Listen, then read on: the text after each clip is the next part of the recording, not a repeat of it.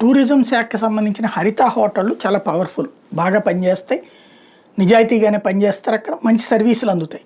అందుకనే టూరిజం ప్లేసెస్కి వెళ్ళినప్పుడు వాటిట్లో దిగడానికి ఎక్కువ మంది ఇంట్రెస్ట్ చూపెడతారు, కాస్త అందుబాటులో కూడా ఉంటాయి. ఆ లాభాల్లోనే ఉంటాయి, ఎప్పుడూ నష్టాల్లో లేవు. కానీ లాభాల్లో ఉండగానే వాటికి తీసుకెళ్ళి ప్రైవేట్కి ఇచ్చేటటువంటి కార్యక్రమం ఇప్పుడు నడుస్తోంది. ఆంధ్రప్రదేశ్ పర్యాటక అభివృద్ధి సంస్థకి చెందిన ప్రముఖ హోటళ్లను కూటమి ప్రభుత్వం ప్రైవేట్ పరం చేస్తుంది.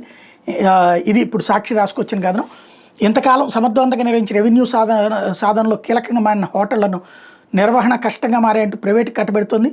6 క్లస్టర్ల ఏకంగా 22 హోటళ్లను ఏపీటీడీసీ జాబితా నుంచి తప్పించడం ద్వారా ఆస్తులు లేని కార్పొరేషన్గా ఏపీటీడీసీ చరిత్రలో నిలిచిపోబోతోంది.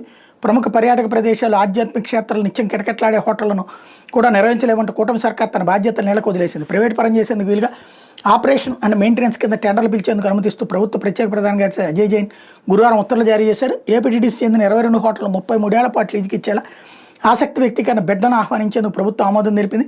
ఎంపికైన ఏజెన్సీ ఆ క్లస్టర్లోని హోటల్ నిర్వహణ చేస్తూ ఏటా ఏపీటీడీసీకి లీజ్ చెల్లించాల్సి ఉంటుంది. పర్యాటక విధానం 24-29 లక్షలకు అనుగుణంగా ప్రైవేట్ పరం చేస్తున్నట్టు కూటమి ప్రభుత్వం ప్రకటించింది. మామూలుగా ఇట్లాంటి చోట్ల సదరు జనాలు, అందులో పనిచేసే ఉద్యోగులు ఆందోళనకు దిగుతారు. మరి వాళ్ళు భయపడ్డట్టున్నారు. నెంబర్ 2 వచ్చేటప్పటికి ఇవి ప్రైవేట్ పరం చేస్తారంటే అధికార పార్టీ వాళ్ళ చేతికి వెళ్తాయి. సంపద సృష్టి అంటే ఇట్లాంటిది, రూపాయి వచ్చే డబ్బులు కూడా తీసుకెళ్ళి ప్రైవేట్ వాళ్ళకి ఇవ్వడమా అన్నదే $1 మిలియన్ ప్రశ్న.